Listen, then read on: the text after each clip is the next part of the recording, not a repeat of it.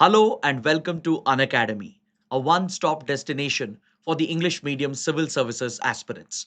A very good morning and welcome to the most comprehensive Hindu analysis on YouTube. So let's start the discussion by first looking at the topics that we are going to discuss. From the Delhi edition of the Hindu, I have chosen 10 important articles for a detailed analysis. So let's cover these topics comprehensively so that you don't have to go back and read the newspaper again. But before we start, I have a couple of important announcements. Unacademy is providing a 60% off on all our IAS courses. So if you're looking to enroll for our program, this would be the right opportune time. You can avail our subscription at just 19,999, and I'm told that the offer will end tonight. So if you enroll within the offer period, you'll not only get the discounted price, but you will also get double validity. That is, if you take a 6-month subscription, you get 6 months of free extension. The same applies for 9, 12, and 18 months, where you get free extensions, which doubles your subscription validity. And you also get CSE Assure if you enroll for more than 18 months of subscription.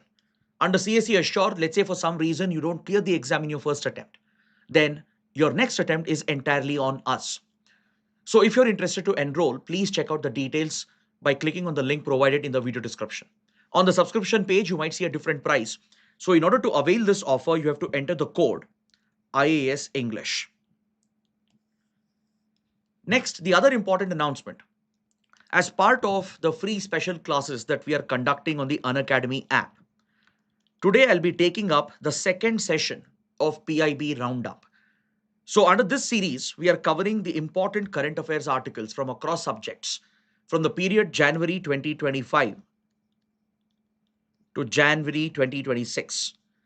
So this series is primarily designed to benefit Prelims 2026 aspirants, those of you who have not been able to cover the important PIB articles, because a lot of questions in previous papers have directly been picked from PIB press releases. So please ensure you attend the session. Yesterday we had the first session, and today I'll be taking up the second session from 8:30 p.m. to 10:30 p.m. The link for the same is provided in the video description below. Or you can go to the Unacademy app, search for my profile, and under the free classes section, you'll be able to find these classes. So now let's begin and look at the first topic. So in the last 24 to 48 hours, something unprecedented has been taking place in the South Asia, Central Asia region. Pakistan and Afghanistan have been involved in an open war following a serious escalation of tensions between the two countries. So, today the Hindu has published a detailed analysis article to help you understand what's happening between Pakistan and Afghanistan. What does it mean for regional stability? What does it mean for India's interests? So, that is something we'll explore through these two articles in today's newspaper. So Pakistan's Defense Minister, Khwaja Asif, posted on X that Pakistan is essentially declaring an open war with the Afghan Taliban. He even claimed that Pakistan's patience with Afghan Taliban is wearing thin. Both sides have carried out a serious escalation, particularly along the Durand line, along the Af-Pak border, resulting in large-scale casualties. Though the exact casualty numbers can't be independently verified, both sides have been claiming several deaths on the other side. Afghan Taliban has claimed to have killed several Pakistani soldiers and even captured them alive. Afghan Taliban is even claiming that they have captured several Pakistani army posts and positions. And Pakistan has been also making similar claims and conducting large scale military operations along the border and even beyond the border as well. Especially yesterday, Pakistani Air Force has mounted serious airstrikes at major cities in Afghanistan, including Kabul, Kandahar, and the others. So, how did this phase of violence begin? Why did it escalate?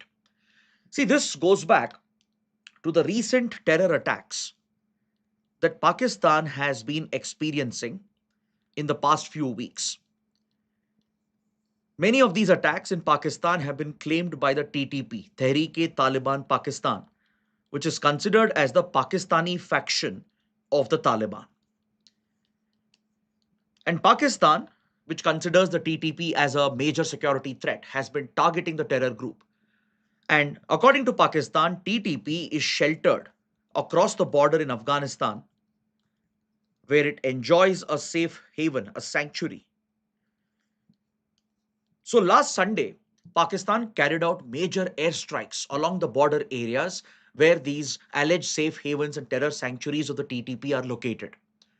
So we saw major military strikes from Pakistan in the Nangarhar province, in Coast, Paktia or Paktika, result last 3 to 4 years.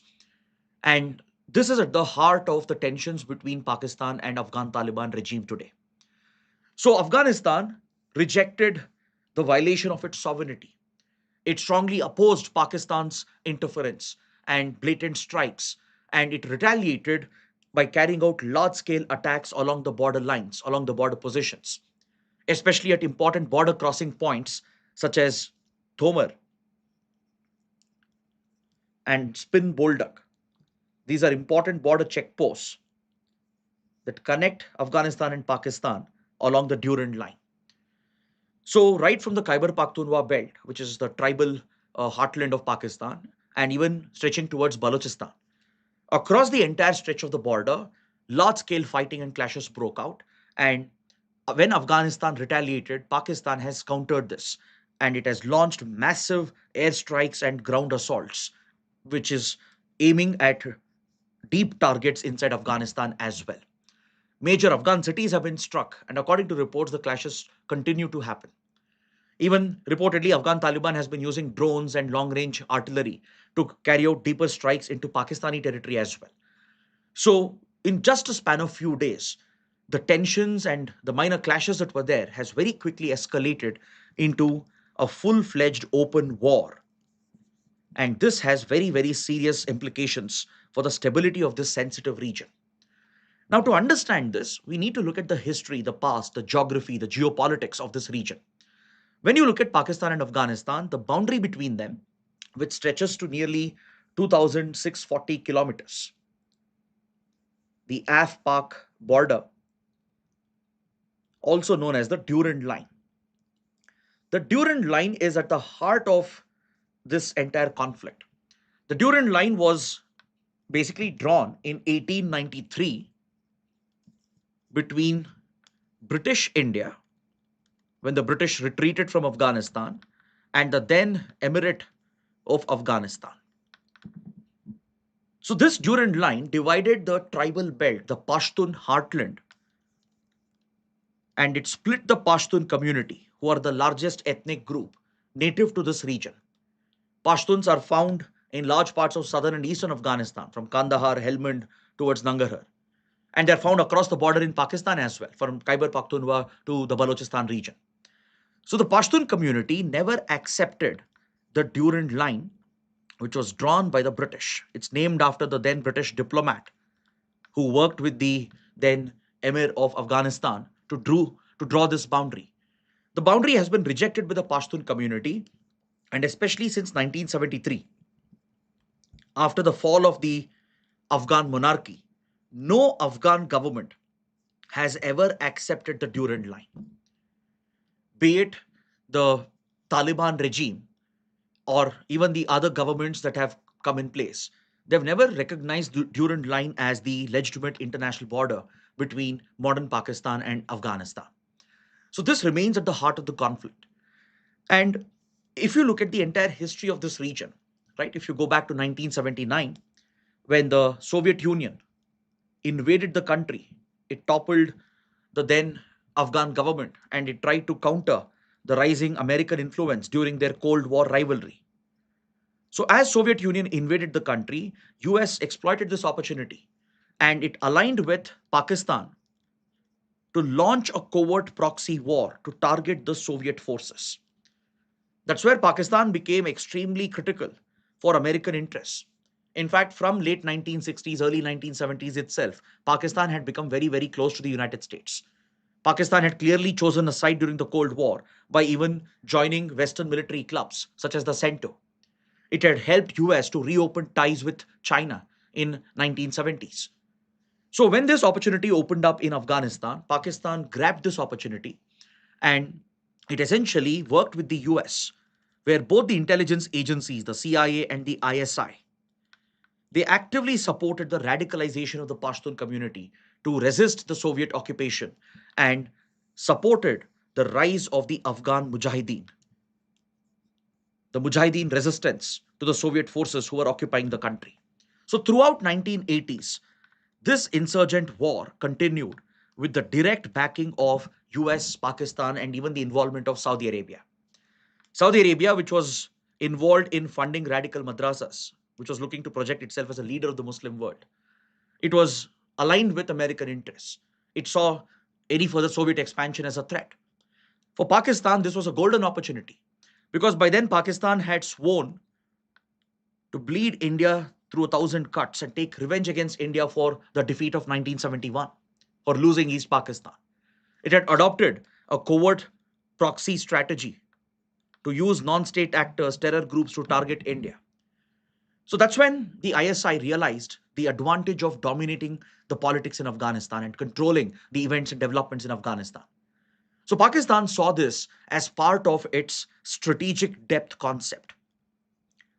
Pakistan believed that Afghanistan would give it strategic depth against India to deal with any eventuality. In case of a bigger war with India, Afghanistan could serve as a backyard for Pakistan where it could push its key assets and resources to essentially safeguard them from any possible Indian attack. Now, this traditional military concept turned into more of a strategic covert alignment where Pakistan has been using this to gain influence in Afghan territory, to use Afghan soil to cultivate and breed anti India terror groups since the 1980s. The first major outcome was the support Pakistan extended to the Khalistani terror groups.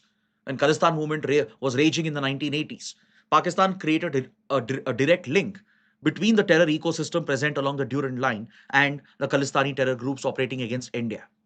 In fact, the same terror facilities where Mujahideen elements were trained, where Mujahideen elements were operating, at the same facilities, Khalistani elements would receive support and Pakistan would pump money, arms, and provide logistical support as well to aggravate the security threat in the state of Punjab. Then later, when Kashmir insurgency terrorism broke out by 1987-88, Pakistan again created a direct link by establishing and backing several anti-India terror groups, including Lashkar-e-Toiba, Jaish-e-Mohammed, Hizbul Mujahideen, Harkatul Mujahideen, and the others. All these terror entities were essentially connected to the same terror ecosystem in the tribal heartland of Pakistan that is essentially centered around Peshawar.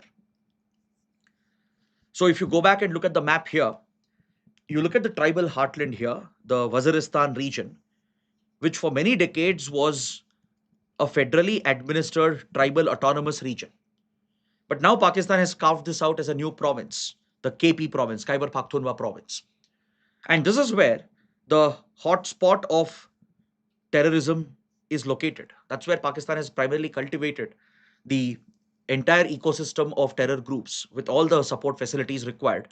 And it uses them to destabilize Afghanistan, gain control over Afghanistan, and use Afghan territory and soil to nurture anti India terror groups to target India. So, whatever happens here along the Durand line has a direct Indian link and connection. We've been seeing this since 1980s. Every major terror threat India has faced, from Kashmir to Punjab to the all India threat, it is all traced back to the same region where Pakistan uses Afghanistan as part of its strategic depth. So back then, when Soviet forces were eventually defeated by late 1980s, they retreated from the country as well. A power struggle broke out in Afghanistan, and throughout the late 1980s and early 1990s, Afghanistan even went through a civil war and a brutal power struggle, a political struggle, where different warlords and Mujahideen leaders were fighting for power. So, in the midst of this chaos and crisis, Pakistan cultivated a new entity, the Taliban, that was established in 1994 with the direct blessings of the Pakistani deep state. Pakistan's deep state, the army and the ISI, realized that they need to control the events in Afghanistan. They can't rely on the local Mujahideen leaders or Pashtun warlords. So they backed some of the younger radical student leaders of the Mujahideen under Mullah Omar's leadership, the one-eyed sheikh, who would establish Taliban in southern Afghanistan, in Kandahar, primarily made up of the Pashtun community, who were part of the former Mujahideen. So, with the backing of Pakistan, the Taliban became a prominent entity, a radical political insurgent group. And within a couple of years, it managed to topple the Afghan regime, eliminate most of the Afghan leaders and the political establishment, and it captured power in 1996. So, when the Taliban came to power in 1996 for the first time, Pakistan saw this as a great asset, a strategic asset. It was during this period that Pakistan continued using Afghan soil and territory for anti India terror activities. I'm sure you must remember the IC 814 hijacking and how the hijacked plane was taken to Kandahar, surrounded by Taliban fighters. And if you look at the entire modus operandi of Pakistan backed terror groups, from Lashkar to Jaish, they've all relied on this terror ecosystem that Pakistan has created along the Durand line. These anti-India terror groups are directly connected with Taliban, the different factions of Taliban, like Haqqani Network, for example. They're linked with Al Qaeda and the other terror groups that Pakistan has cultivated. So, the year 2001 was a turning point because, see, during this 5 year period when Taliban was in power, India had already taken a big setback. For India, the Taliban regime was seen as hostile. India even treated Taliban as a terrorist outfit.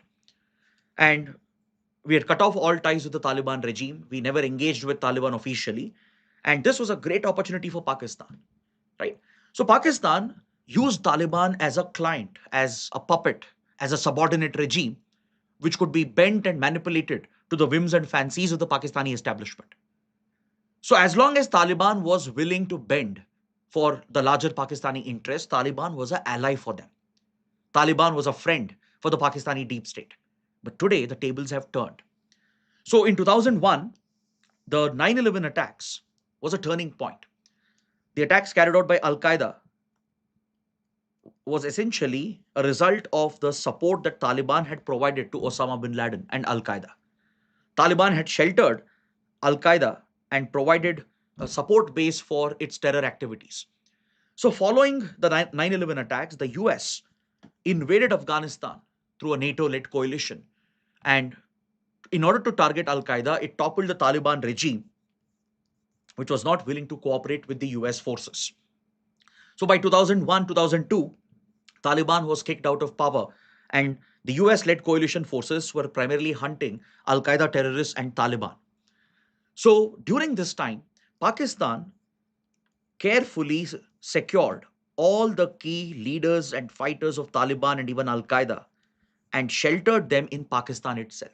Take, for example, where Osama bin Laden was eventually found. He was found in Abbottabad, right on the outskirts of Rawalpindi.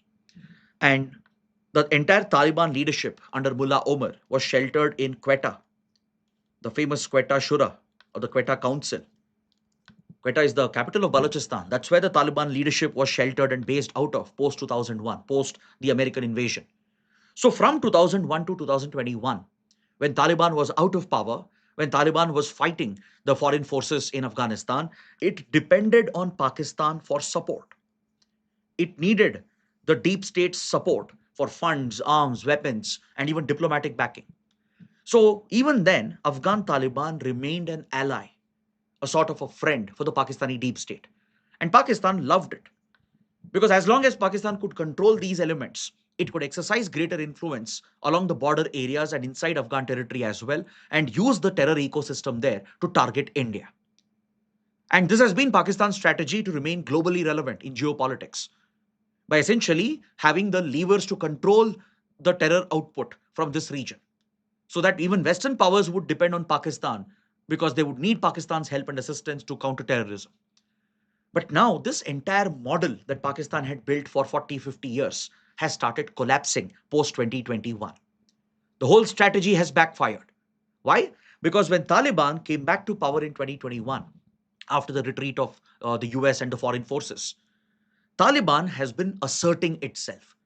Today, Taliban is different from the Taliban of 1996. Maybe then, Taliban, which was dependent on Pakistan, it relied on it for support. It acted as a puppet, a subordinate of the Pakistani deep state. But this time, the Taliban is slightly different. It has been asserting its autonomy. It wants to be seen as the legitimate government of Afghanistan. It is craving global recognition as well. And it wants to exercise its full control over the territory and jurisdiction of Afghanistan, exercise its sovereignty. And this is something which is not liked by the Pakistani deep state. That's where the fissure comes up between the Pakistani deep state and the Taliban. So the former friends and allies, today they are at war with each other. They are crushing each other's throat, primarily because Taliban has asserted itself and it has moved away from the Pakistani sphere of influence. Now, this is where the other faction of Taliban comes into picture, the TTP or Pak Taliban, Pakistan Taliban. Tehreek-e-Taliban Pakistan, though it is organizationally different from Afghan Taliban, ideologically they are connected. They are like brother organizations.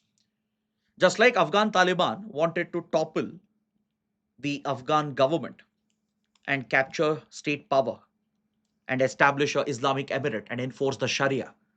A similar goal is shared by the TTP, but on the Pakistani side.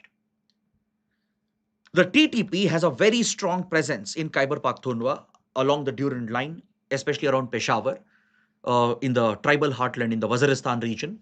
And its goal is to topple the Pakistani state, topple the Pakistani establishment, the government, the deep state, and capture power to turn Pakistan into an Islamic emirate and enforce the Sharia. So, organizationally, Afghan Taliban and Pak Taliban are different, but ideologically, they are connected, made up of Pashtuns essentially, sharing similar objectives and goals. So, for a long time, Pakistan had created a distinction between these two radical extremist forces. Pakistan would consider the Afghan Taliban as a good terror group as long as they were serving Pakistani interests, while they would consider only Pak Taliban as a bad terror group. That's where the concept of good terrorism, bad terrorism that India has been referring to from a long time comes up. For many years, India has been calling out this duplicity of Pakistan, how it distinguishes between terror groups. According to Pakistan, there are few groups which are good for Pakistan and only few are bad, and only they are targeted by the Pakistani state. So the TTP owes its origin to the year 2007 when its leader Baitullah Masood established the outfit primarily to topple the Pakistani state and to assert the identity of the Pashtuns and ensure their full control in the tribal belt, in the Waziristan Khyber Pakhtunkhwa belt. So since then, Pakistan has faced major attacks from the TTP. And it poses a very serious threat, an internal security threat and an existential threat for the Pakistani state. So along with Baloch insurgency, then the attacks of TTP, Pakistan is facing a very dire security situation in the last few years. So for Pakistan, having good ties with Afghan Taliban was always critical because or else it could not exercise control over the TTP. It could not easily target the Tehreek-e-Taliban Pakistan. So in 2021, when Afghan Taliban came into power, it actually brokered a ceasefire between Pakistan and the TTP. Given its close links with both the sides, Afghan Taliban didn't want to get involved in this conflict. It rather brokered a ceasefire between them, and thus it had brought some sense of stability into the region. This ceasefire held for a few months as well. But from 2022, TTP has broken the ceasefire. Why? Because Pakistan has been mistreating the Pashtuns and it has been undermining the Afghan Taliban and it has been even undermining the Pashtuns and their identity. So this has been the main point of contention. After the takeover of Taliban in Afghanistan, there was a huge refugee crisis in the region. Afghan refugees, primarily made up of Pashtun civilians, who were targeted by the Pakistani state. Pakistan tried pushing them back with no concern for their human rights. It even shut the important border crossing points. And when Pakistan realized Afghan Taliban will no longer be a puppet, and it would act on its own, independently asserting its sovereignty. That's where the friction started between them. So Afghan Taliban now started backing and sheltering and supporting the TTP as a proxy against the Pakistani state. So there are reports that Afghan Taliban does provide shelter to the TTP, even provides supply of arms and weapons, and in a way they work together, collude together as well. So no wonder Pakistan has been facing a spate of terror attacks in the last 3 years, and Pakistan has repeatedly carried out such strikes. There's nothing new. Even last year, in October 2025, a major escalation took place where similar strikes and counter strikes were carried out. So after that brief conflict in 2025, regional powers had intervened.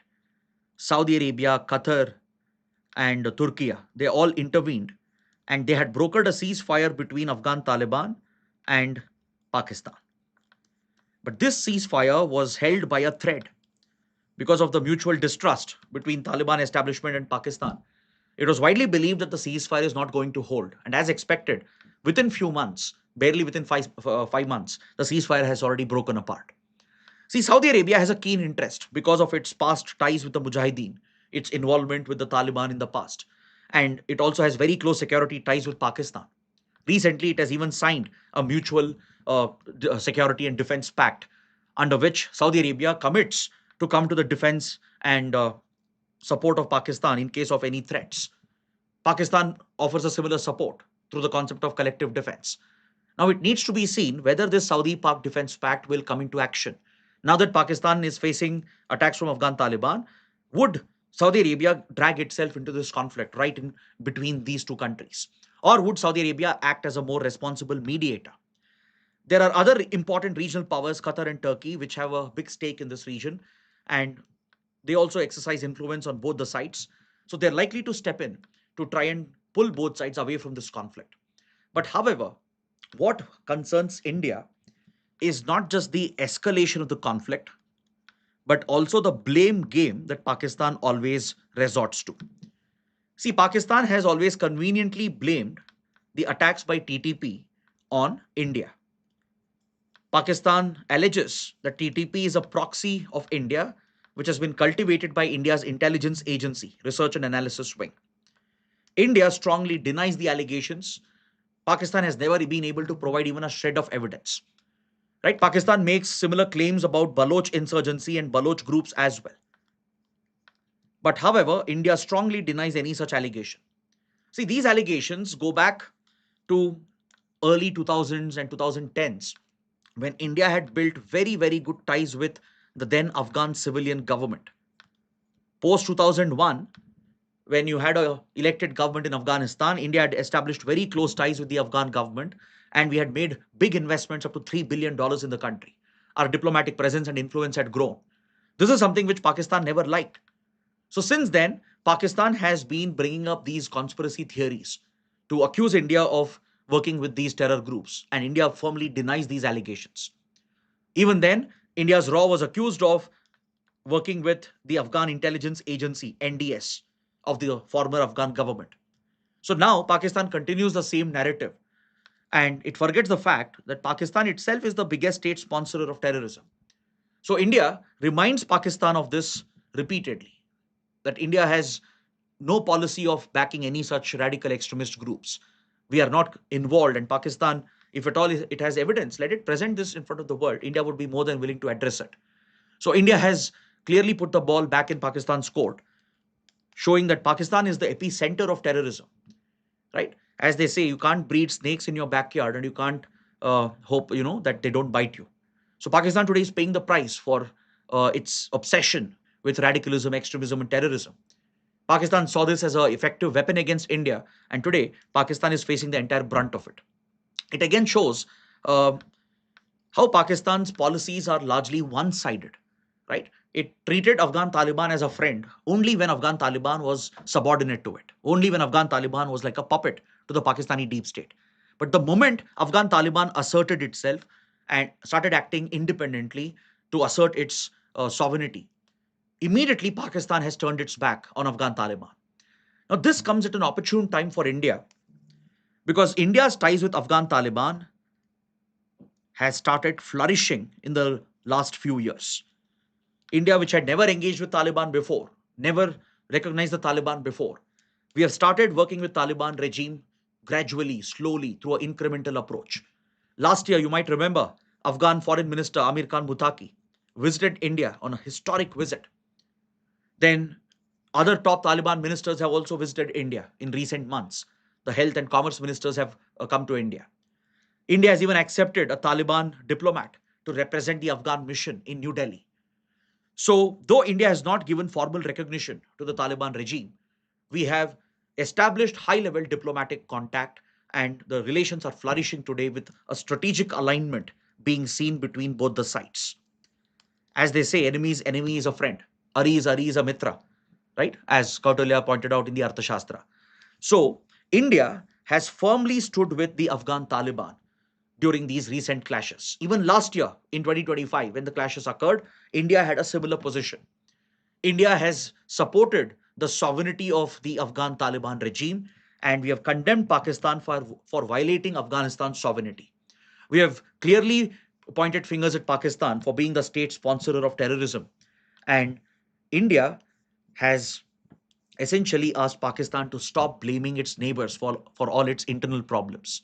These are self inflicted injuries of Pakistan, and it can't go on blaming the external powers and alleged foreign interference all the time.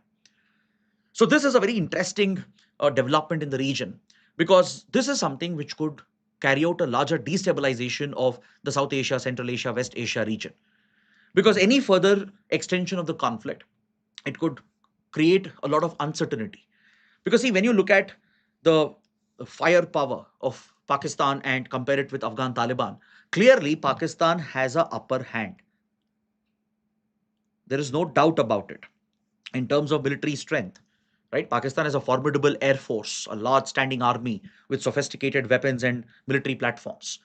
So Pakistan can definitely cause significant damage to the Taliban regime if the war were to continue. Right? Pakistan is a nuclear state as well.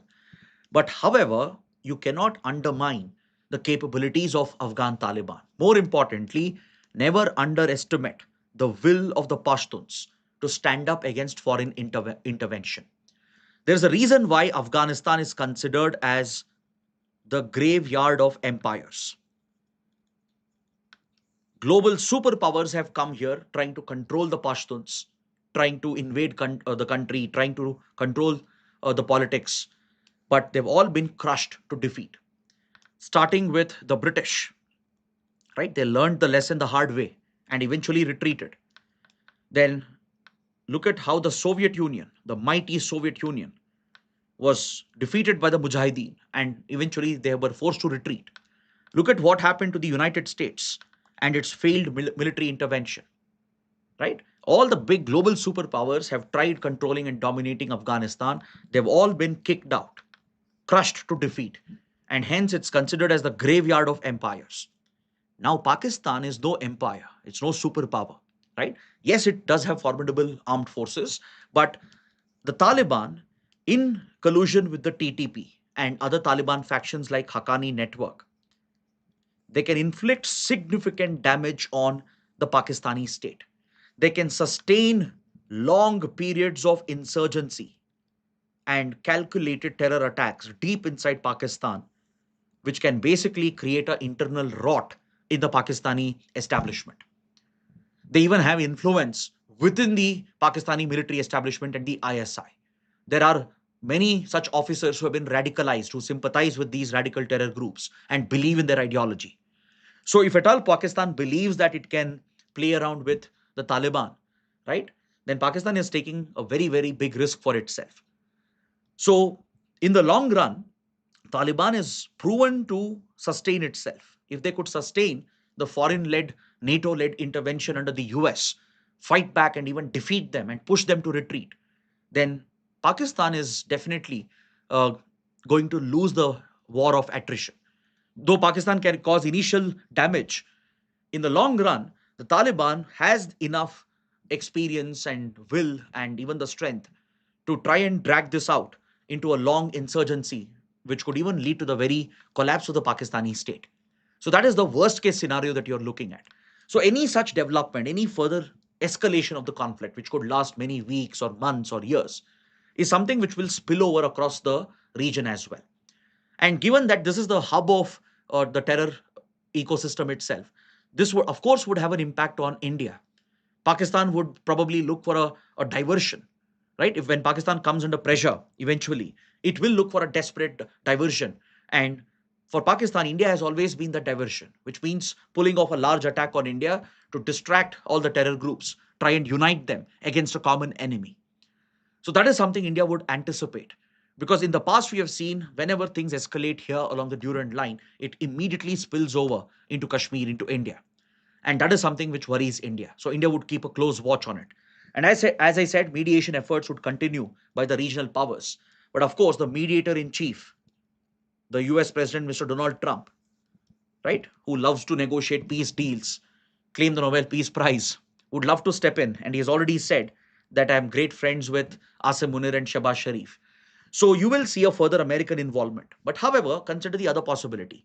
Let's say this war were to escalate, drag. Now, at the same time, you have US in a highly confrontational position with Iran. Probably we are hours away from one of the biggest conflicts the world has ever seen, right? According to open source intelligence and every report that I've been tracking, US has moved all key military assets into the Persian Gulf, into the Mediterranean and the Red Sea. And US is all prepped for a full-fledged assault on Iran with a possible goal of regime change in Iran. Any such war would drag Israel. Israel is waiting to jump at such an opportunity to try and engineer a regime change in Iran. And Iran would not go down easily, right? Iran is a formidable military power, though it has been weakened. Iran would fight with all its strength in case of such an eventuality. So this region cannot sustain such multiple conflicts, and they're all interconnected. So, if at all, hypothetically, a US Israel versus Iran war breaks out and Pakistan Afghanistan war continues. So, this could spiral the region out of control with unimaginable, unintended consequences. And everybody in the region and beyond would pay the price, including India. That's why this is one of the most important developments in today's times. So, please take up a mains practice question based on what we have discussed and practice your answer writing. Now, let's move to the next topic. It's a slightly related topic. In this column, the writer is talking about the rules-based order and international law. See, of late, many geopolitical experts, strategic experts, even some of the most optimistic experts, they have started writing off the very existence of international law. They are even saying that we have seen the death of rules-based order in the last 4 years. So a large part of the global community agrees to this assessment that international law as we knew, rules-based order as we knew, has collapsed.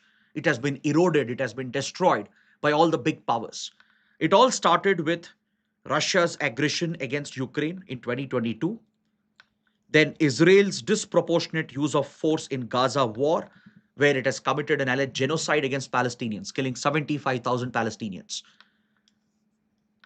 Then China's irresponsible, aggressive behavior across the region, across the Indo-Pacific, be it the aggression against India along the Himalayan border, or be it China's claims in South China Sea, East China Sea, its aggressive weaponization of trade, and how it has been trying to use its dominance of manufacturing and supply chains to cripple economies and use it for strategic advantage.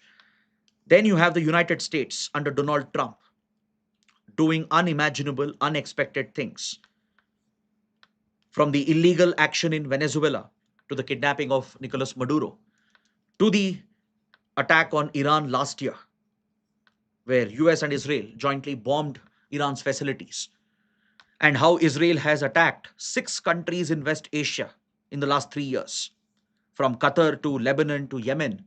6 countries have been targeted by Israel with no consequences. Russia has faced no real consequence for violating the sovereignty of Ukraine, for committing alleged war crimes. United States, which has even exited from important international bodies and organizations, it is dismantling the very rules-based system which the US had built in the last 7 to 8 decades after the Second World War. That's why many experts believe that the post-World War rules-based order which was set up is probably coming to an end. It's being dismantled, it's collapsing. So that is the general popular assessment. But the writer strongly disagrees with these experts. He provides a slightly different view, which I found to be very interesting. The writer says that if you believe that rules-based order is already dead, that international law serves no purpose anymore, then basically you are being lazy intellectually. You are misleading the world. You are essentially calling the premature death of international law. This is the assessment of the writer, that international law continues to remain relevant despite all the violations that we have seen in recent times. And he provides a solid explanation to back his argument. The writer says, yes, the hegemonic tendencies of these powers, the populist, tyrannical, authoritarian nature of some of the global leaders today, the rise of far right extremism across the world in almost every country. Yes, it poses one of the biggest threats we have seen to rules based order, peace, and stability. But however, calling that the order is dead, that there are no rules anymore, that international law has collapsed, according to the writer, this is intellectual laziness. He says this is very premature, even misleading, and it actually enables these tyrants even further. So he's calling upon the global community to fight against the tyranny, to protect the global systems, because international law is not just about UN Charter. Rules-based order is beyond the UN Charter. Of course, UN Charter is the core pillar, but international law goes beyond the UN Charter. Maybe the UN Charter and the UN principles are being blatantly violated, but there are many other mechanisms which are still holding the world together, right? Impacting lives, each and every life across the world. So there is a very valid justification to fight for the protection of this rules-based order. And though the laws might be violated time and again by tyrants and bullies and hegemonic powers, this is the only option available to the weaker parties, to weaker powers, to represent themselves, to essentially call for support against the bullying tactics of hegemonic powers.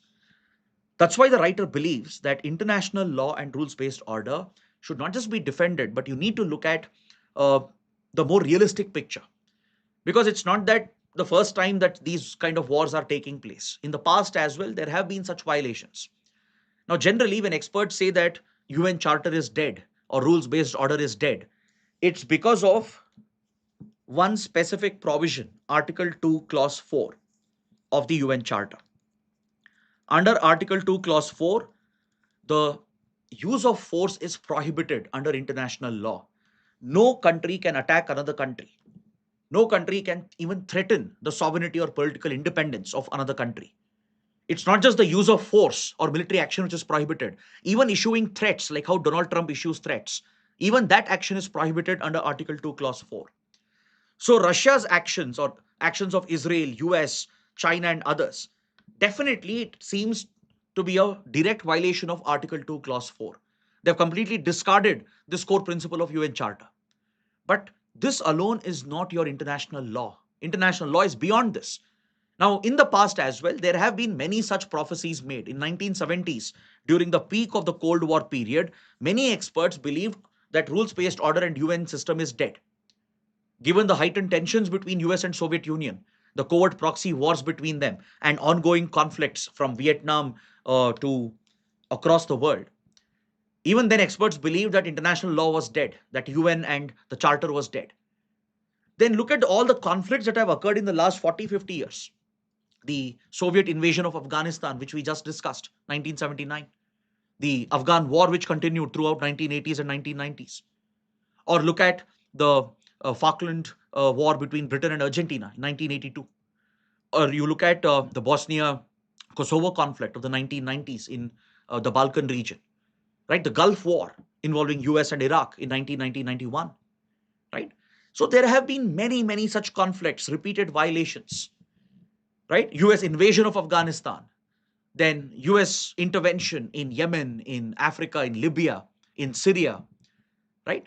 So there have been many such instances where countries have been violating this core principle of the UN Charter, which is not to use force, where there's a clear prohibition, explicit prohibition on the use of force against another country. Right? The only exception where use of force is justified is under Article 51, under the doctrine of self-defense. If, let's say, one country is facing an armed attack from another country, only after that it can exercise the right to self-defense. But even this has to be reported to the UN Security Council. But many countries go beyond what the UN Charter provides for, especially US started innovating with regard to the interpretation of international law. And in the last 20 years, the US has invoked the concept of preemptive self-defense, which is not recognized under the UN Charter. See, under the exemption given under Article 51, you can invoke self-defense only when you're attacked, only when you're subjected to an armed attack by another country. But US has been attacking others and claiming self-defense in a preemptive manner, meaning based on intelligence assessments, US claims that there is a threat and it takes preemptive action before the armed attack can happen. Now, this is in a legal gray area. So when you look at how international law has been twisted, manipulated, and misused by big global powers like US and others, it becomes very clear that these big powers are essentially pushing their imperialist agenda. Imperialism probably never died, right? So, under the cloak of international law, under the cloak of a rules based system, big powers like US and others, they've always been continuing their imperialist sort of agenda, which is to scout for resources, capture economic control, and carry out political interference in every nook and corner of the world. Right? This was very evident when US openly admitted that in Venezuela their prime interest was control of oil. Right? Such blatant admission has never been seen. Usually countries are quite subtle about it, but Trump had no hesitation to admit that the primary motive was to gain control over Venezuelan oil resources. So when you are seeing such a blatant attack on the international system, right, the only option is to resist this. See, countries still use international law to justify their actions. Maybe Trump is an exception, right? Trump doesn't believe in giving any explanation or justification. I'm sure Trump doesn't even understand the nuances of international law. Not just Trump himself, his entire administration has shown the disregard and even the incapability to respect or even understand the basic tenets of global diplomacy, right? But if you look at previous US governments, or let's say you look at countries like China, they still try to use international law as a basis to justify their actions. That shows that in some normative way, in some fundamental manner, international law still serves a purpose. It's the only weapon and tool available for weaker powers to highlight their concerns, to express themselves, to stand up against bullying and hegemony.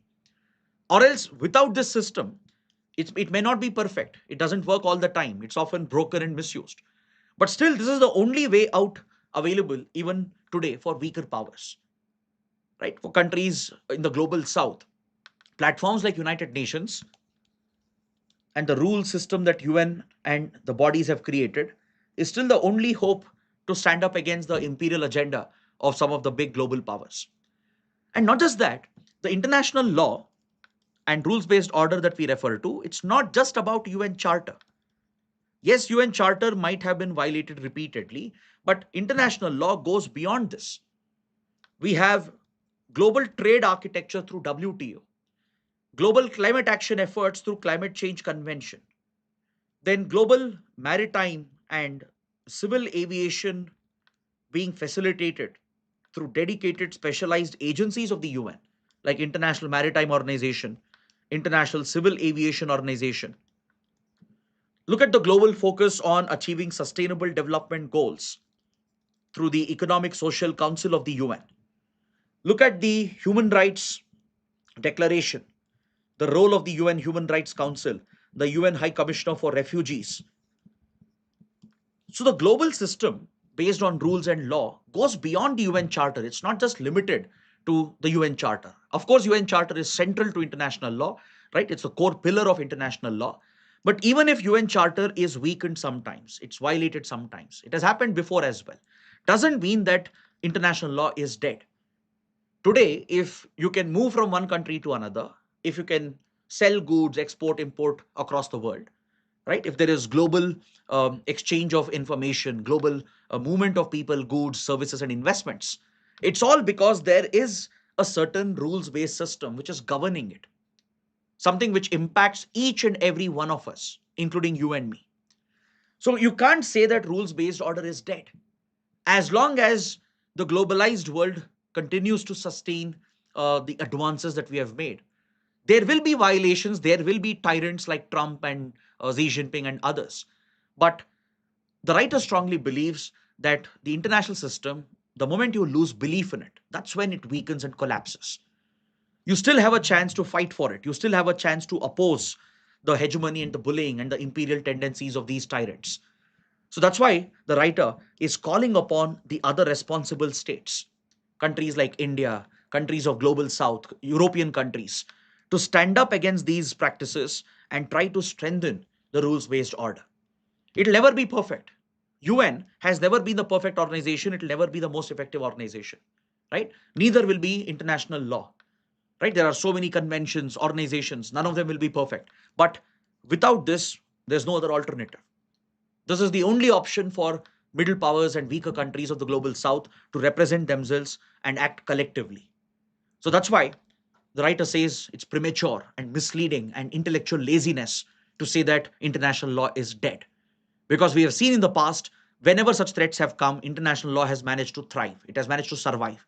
It might be weakened, it might be misused and abused, but it will manage to survive as long as others continue to uphold it. He also presents few success stories and case studies, like, for example, how the world came together to adopt the BBNJ, Biodiversity Beyond National Jurisdiction, or the High Seas Treaty. This itself is a recent success because beyond national jurisdiction in the high seas, which is part of global commons, there was no global regulatory framework, especially for biodiversity conservation of the marine ecosystems. And the world recently has come together to adopt the BBNJ, and now the High Seas Treaty has come into force. India also has signed it, and we are about to ratify the High Seas Treaty. Then the WHO, despite all the criticism it faced during COVID 19, has managed to bring out the Global Pandemic Treaty in coordination with the UN and the related organizations. These are clear markers of success of rules based order and international law. So one needs to look beyond the UN Charter. Yes, there is a need to resist the tyranny and the hegemony of these bullies, but one should not give up hope by assuming that international law is dead. So that is the core argument of the writer. So please take up this mains question for your answer writing practice. Now let's look at a few small articles in today's paper which can be important for mains and prelims. On page number 8, there's an article referring to the Forest Rights Act and a very important initiative of the Ministry of Tribal Affairs, the DAGGUA. So let's understand what is the Forest Rights Act, what is this initiative called DAGGUA, right? And what changes are being considered by the Tribal Affairs Ministry, which could have an impact on the implementation of this important piece of legislation. The Forest Rights Act, or FRA, was enacted in 2006. The Scheduled Tribes and Other Traditional Forest Dwellers Act, simply known as the Forest Rights Act, or FRA. This was one of the most important pieces of legislation enacted by the then UPA government under Prime Minister Manmohan Singh. So this law was designed to recognize the rights of tribal communities in India, the forest dwelling tribal communities. Because for decades and centuries, tribal dwellers, they have been deprived of their basic rights since the colonial times. Colonial forest laws, conservation laws, environmental laws, they were designed to disenfranchise the tribal communities and take away their basic rights. Post independence, the spirit of these laws continued in some way or the other, though that was never the intent of independent India. Some of the environmental laws, forest conservation laws, they never gave priority for the forest dwelling communities and tribals who are the indigenous inhabitants of these ecosystems from centuries and centuries. For the first time, the FRA was highlighting the pivotal role of indigenous tribal communities in forest conservation, in forest management, and recognizing their basic rights. So it was seen as a transformative law which could uplift the millions of scheduled tribes in the country by recognizing their basic rights and traditional rights. So, under the FRA, different sets of rights are recognized as a legal right. The first right is the land and title right, where forest dwellers are recognized with land and title rights, which would allow them to dwell in forested areas without facing the risk of eviction. So, this recognizes the age old link between indigenous communities and forest land without pressurizing them to evict the forest areas, without pushing them out of these regions which they have inhabited for centuries for the sake of development and conservation. It recognizes land and title rights. It also recognizes the right to collect minor forest produce, which is the primary source of livelihood for tribal communities. For example, collection of fruits and berries, honey, collection of tendu leaves, right? These are the basic sources of livelihood for indigenous communities. Of course, hunting, poaching will not be allowed, right? That would be clearly dealt with under the environmental laws. But other traditional rights, particularly with regard to minor forest produce, was legally recognized for the first time, which could support the livelihood of tribal communities. Then, third, community rights. See, tribal communities, they believe in collective ownership and collective governance. This has been the age old tradition where they have community practices, rituals, and customs, where they worship the local forest and the elements of nature, consider them to be sacred, and even play a big role in conservation efforts of their immediate environment. Tribal communities historically have never overexploited. They understand the symbiotic relationship between man and nature. They've respected, revered nature, treated it as sacred, and worship the trees, the forests, the mountains, the river, and the animals and the birds.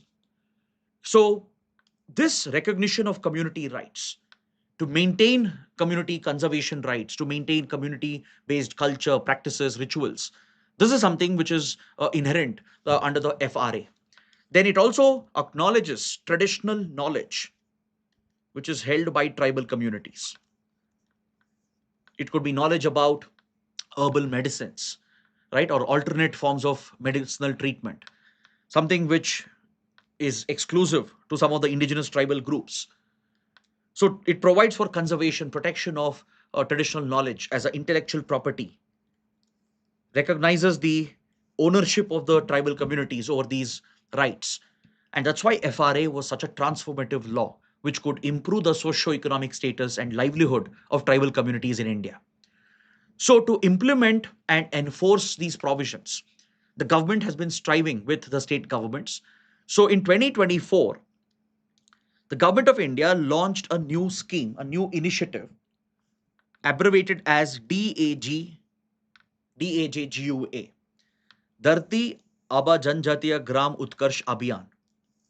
It was officially launched from 2025, right? It was announced in 2024 and rolled out in 2025. So, under this initiative, the goal was to transform 63,000 plus villages where FRA coverage applies, where tribal population is known to reside, and uplift 5 crore tribal citizens by providing inclusive, sustainable development in tribal areas. Basically, to provide for better financial inclusion, healthcare, education, livelihood, and infrastructure. So, this was a effort driven by the central government in coordination with the concerned states. So, the focus was on providing better governance and public delivery of services, like ensuring that all tribal community members are registered on Aadhaar, they have a voter ID card, ration card, a BPL certificate, ensure that they have access to important health schemes, including immunization and insurance, ensuring they are included in the financial system by helping them open bank accounts, giving them access to banking credit or institutional credit, ensuring that they have social security in the form of insurance and other benefits given by the state, ensuring that they have employment livelihood opportunities under various government schemes, existing schemes like Manrega, Vishwakarma, and the others, and focusing on women child welfare and other socio-economic welfare aspects. So, to implement these initiatives on a mission mode, the central government, under the Ministry of Tribal Affairs, it established forest rights cells at the state level and union territory level. So, more than 300 forest rights cells were established where dedicated personnel would be deployed by the state level authorities to ensure that these rights are secured and guaranteed, and these initiatives are taken up to benefit the targeted beneficiaries. But however, now the Tribal Affairs Ministry is looking to revamp this entire initiative. It's looking to replace the forest rights cells with a one stop coordinating unit, a project monitoring unit, almost like a corporate kind of a setup. See, at the block level, district level, at the taluk level, the government is now looking to replace these forest rights cells which existed and bring in place a new type of corporate style of management where there would be a team leader, a MIS expert in management information system who can track the data and the progress the scheme is making, and few other experts at the ground level to implement the basic rights guaranteed under FRA. Now, this revamping initiative of Tribal Affairs Ministry has caused concern for state governments because state governments are worried. Now, isn't this a duplication? Because forest rights cells were already created under DAJGUA when it was launched in 2024. Almost 17 states in the country have set up forest rights cells. They are functioning quite well. So, according to them, what's the need to replace them with a new project management unit? But Center believes, the Ministry of Tribal Affairs believes it's essential to drive better project coordination and implementation and better monitoring and tracking of the progress. So, this is more of an administrative issue and a concern which has led to friction between center and states. So, center is insisting that the former forest rights cells which were established, they have to be now replaced with the new one-stop project monitoring units, which will monitor the implementation at the grassroots level. Next, the new GDP figures the government has released yesterday. Now, this is a big milestone for the Indian economy. The government is revamping much of the indicators and data pointers which play a crucial role in macroeconomic policy making. After the new CPI was rolled out last month, now the new GDP has been introduced. Yesterday, the chief economic advisor and the secretary for the Ministry of Statistics and Program Implementation have rolled out the new GDP for India. The biggest change is, of course, the base year. The base year of 2011-12 was seen as outdated. The same was the case with CPI as well, right? So, to measure retail inflation, the base year has now been updated and brought into more current context to 2024 with a renewed methodology, renewed basket of goods, and weightage for different categories. So, similar changes are being seen in GDP computation as well, with the base year being updated to 2022-23 that reflects a more realistic ground picture of the growth levels in the country. Plus, the computational changes have also been made to better capture data because in the last decade and a half, a lot of changes have taken place in our economy. Now, take for example how GST has fundamentally altered taxation and how producers and wholesale buyers function, right? The overall output levels. There has been a fundamental change in how it works. Look at the disruptive impact of COVID 19, how it has fundamentally altered consumption patterns. Today, if you look at data from Household Consumption Expenditure Survey, what we used to consume 15 years ago, it's no longer a priority. Today, priorities have changed with increasing purchasing power of Indians. The consumption patterns are clearly changing. Plus, the greater adoption of digital technology, e-commerce, and the emergence of gig economy, something which previous indicators never focused upon because they didn't even exist. So there are rapid changes happening in technology, in economy, in the society. And of course, your data pointers need to capture that more accurately. So the new GDP figures that are being brought out with a new methodology accounts for these changes. It accounts for the interruptions caused by, let's say, introduction of GST and the pandemic. It accounts for changing consumption patterns, the impact of the rollout of digital technology, gig economy, and e-commerce. So all the competition provides for much better figures. So it will result in more accurate estimation, and the growth numbers for financial year 26 has been revised to 7.6%, which is slightly higher than the initial estimate. Whereas for the previous years, particularly for 2023 to 2026 period, there will be a downward revision. You can see how nominal GDP goes down, and you will see a downward revision in these numbers. So this will in turn affect the other indicators which are calculated based on GDP numbers, like, for example, fiscal debt deficit to the GDP ratio, overall government debt to GDP ratio. So those competitions will also undergo a revision. But this better reflection of the numbers is very critical for better policy making. So similarly, the IIP, the Index of Industrial Production, is being revamped with a new base year. It will be rolled out in a few months. And even the WPI is being revamped. And there's a working group which has been set up by the government, which is even considering to replace wholesale price index with purchaser price index. If not replace with PPI, at least WPI is going to be revamped for sure to better capture prices. And again, a call has to be made by the working group and eventually by the government whether they'll capture price data at the wholesale level or at the producer level, right? Because currently WPI doesn't capture services, right? It also has the problem of double counting, where certain category of goods are counted twice. And PPI, which is seen as a global standard, is seen as a much better indicator. So in another 2-3 months, you might see new indices coming up, new IIP with a new base year, revamped WPI, or WPI entirely replaced with purchaser or producer price index. So these are the big changes you can expect. Next, the Central Electricity Authority has flagged a very big concern. The chief of the Central Electricity Authority, which is the apex regulatory body for the electricity sector, has pointed out how the current fluctuations in the grid and the inflexible electricity model that India has built as of now can create some very dangerous situations for power supply in the country. See, when you look at power infrastructure, that includes your power plants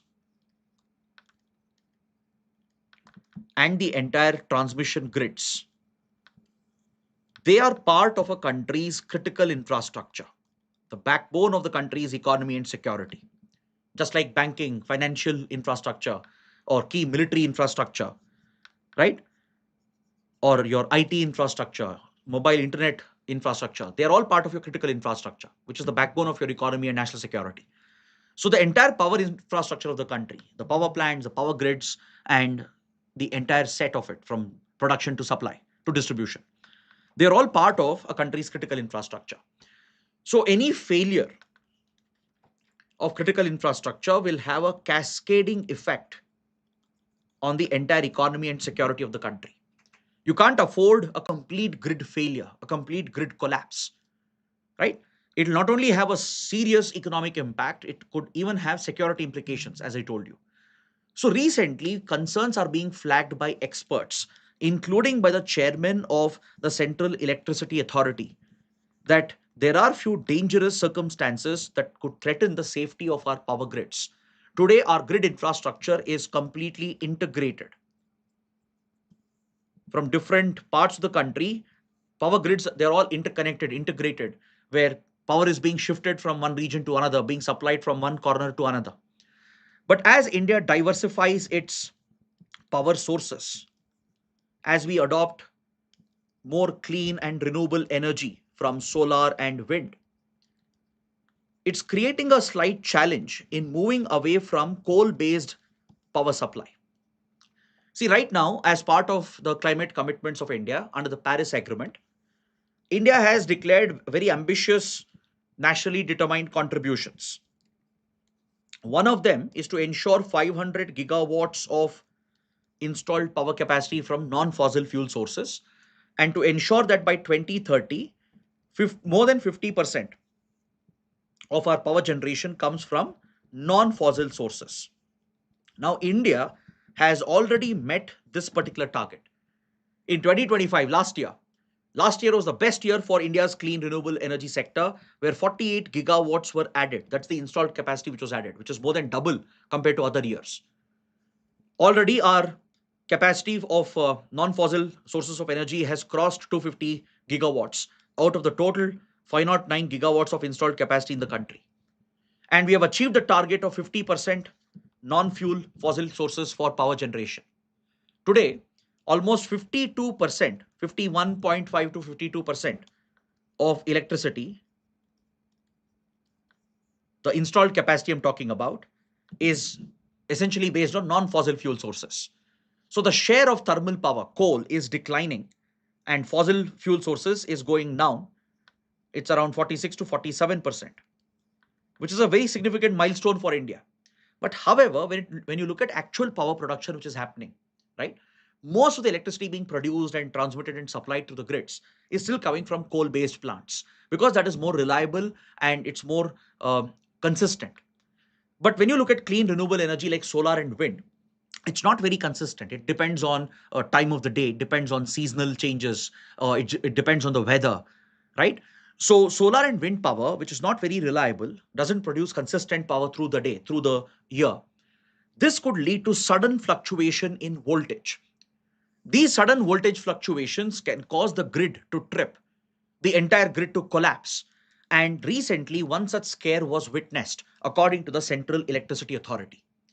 One major fluctuation which happened in Rajasthan, it had a nationwide cascading effect and even felt at Kundankulam nuclear plant in Tamil Nadu. So that is going to be the impact because of the integration of newer sources of energy where there is a load fluctuation which is happening, the voltage fluctuation. This is a clear sign that India's battery infrastructure, storage solutions have not improved. So in order to ensure your clean sources of power like solar, wind will not cause harm to the larger power grid, you need better battery and storage solutions to ensure consistent stream of electricity. Like how coal or thermal based power plants are providing consistent power supply, maintaining a certain stability. Similar stability is required from clean renewable energy.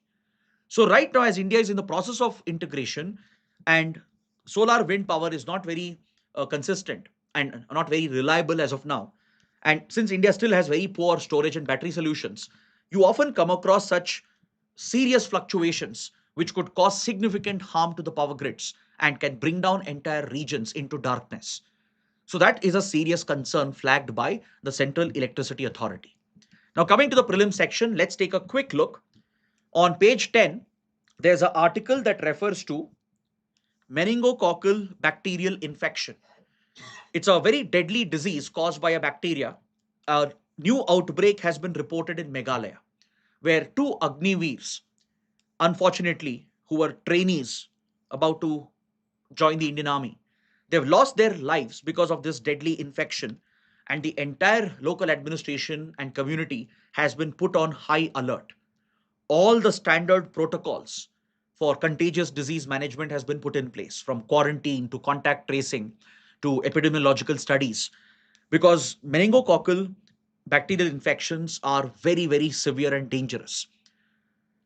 So it's caused by a bacteria, Neisseria meningitis bacteria. So it can be very easily spread, mainly through contact, especially when there is direct contact with bodily fluids, especially discharged from your nose and throat.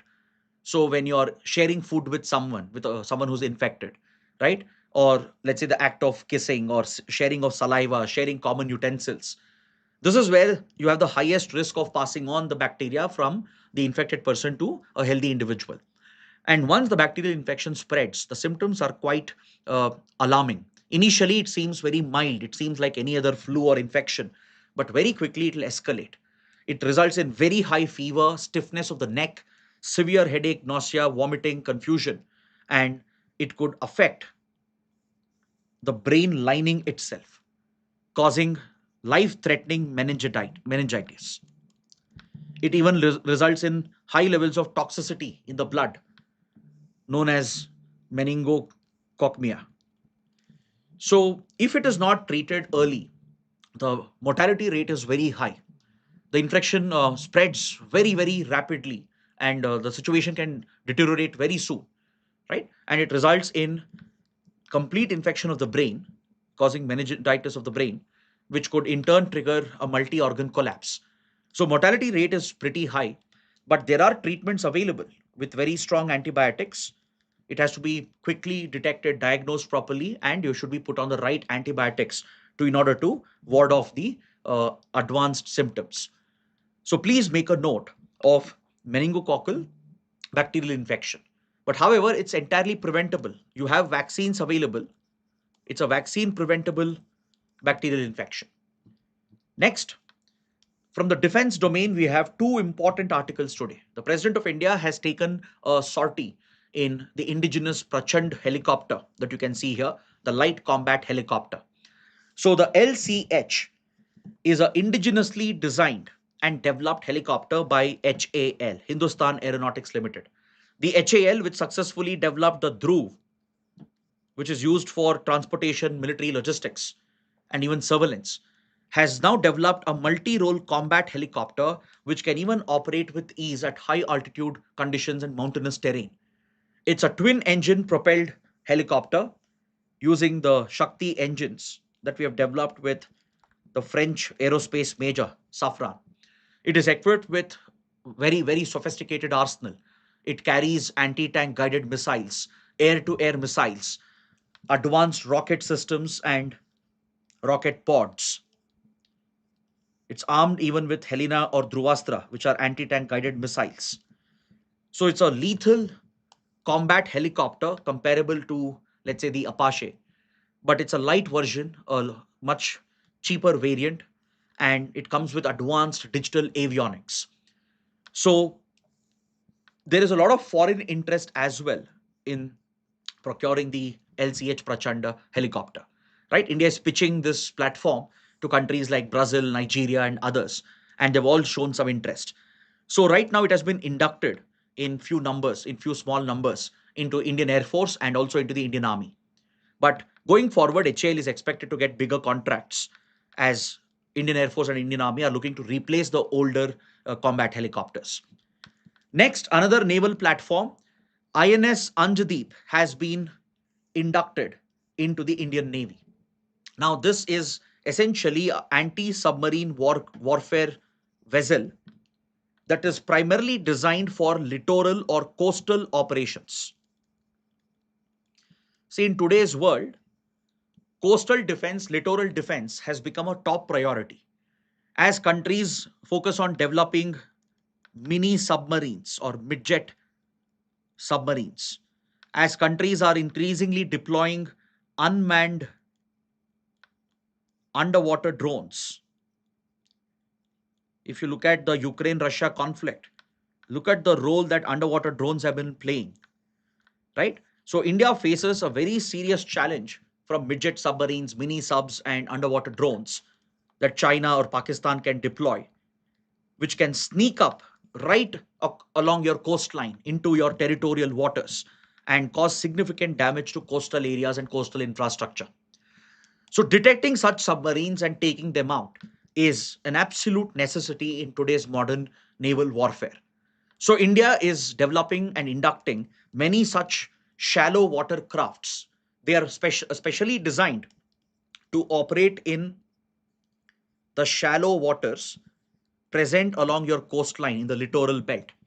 They can even operate in the backwaters and the internal waters, like lagoons and estuaries, which might be present in coastal belts, and operate and dominate the territorial waters, which extends up to 12 nautical miles from the baseline. So they carry specialized sonars to detect such enemy submarines. They have specialized torpedoes, anti submarine rockets through which they can neutralize the threat. So India has been inducting many such shallow watercraft vessels, and Anjadip is one of the latest. So it's entirely built in India, designed in India by the Garden Reach Shipbuilders Limited, Kolkata. Next, the Bank of Baroda is raising 10,000 crores via green infrastructure bonds. The article is not relevant, but the topic green infrastructure bond can be important. So, what are green infrastructure bonds? Can be a prelims question. So, this is a type of a debt instrument, right, through which a fixed income debt can be raised from the markets, And the capital which is raised through this is primarily used to finance environment friendly and sustainable projects. It is mainly used to finance green initiatives, environment friendly initiatives, sustainable projects. So it's primarily used by governments and government entities or banks or corporations to raise capital from the market through the debt instrument and use the money to finance clean initiatives and environment and biodiversity friendly initiatives. So it could be, let's say, a transportation project which is climate friendly, or an industrial project which is sustainable or which is carbon free. So specifically, such projects and initiatives are funded, financed through green infrastructure bonds. Coming to the last topic for today, on page 12, there's a small article that refers to a radical extremist group, which is one of the proxies of Iran, known as Kataeb Hezbollah. Kataeb Hezbollah is in the news due to rising tensions between US and Iran, as US has positioned advanced military assets into the region and a war appears imminent, right, anytime soon. And it could begin as early as tonight or maybe by tomorrow as well. That's what most reports are indicating. It appears that the nuclear talks between US Iran at Geneva, which was mediated by Oman, it has fallen apart, it has failed. US Iran talks have not yielded the desired results, because the US was insisting that Iran should commit to completely give up nuclear enrichment, and Iran should even stop supporting the proxy groups like Hamas, Hezbollah, the Houthis. And these conditions were not acceptable to Iran, whereas Iran was insisting that some enrichment option should be allowed and all the sanctions that US has levied should be lifted. So due to the differing opinions, the talks mediated by Oman at Geneva has failed even after 3 rounds of negotiations, which has now set the stage for a probable full-blown conflict. So in this context, as the tensions are building up, Kataeb Hezbollah, which is a proxy of Iran, has given a call to rally the support of these forces and issue a direct threat to US and Israel. That if US-Israel alliance attacks Iran, then all the proxies of Iran will come to the defense of Iran. And Kataeb Hezbollah is one of the important proxies of Iran. See, Iran has cultivated a number of proxy groups in the region by arming them, funding them, and training them, especially the IRGC, Iranian Revolutionary Guard Corps, the Iranian paramilitary and intelligence organization, right? It has formidable capabilities across this region, and they have cultivated several proxies, creating the so-called axis of resistance. So in Gaza, Iran has backed and sponsored the Hamas. In Yemen, it has backed the Houthis.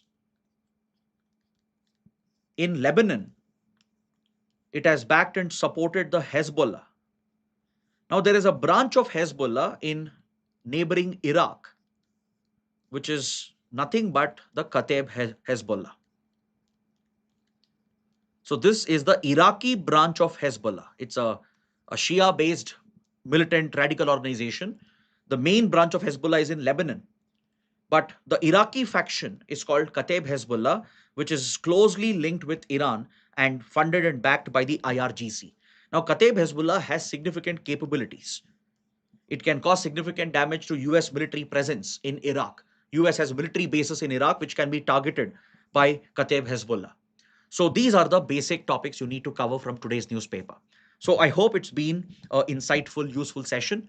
Let me know how the class went. If you liked it, do press the like button, share your comments, and don't forget to subscribe to our channel. That's it. Thanks for watching.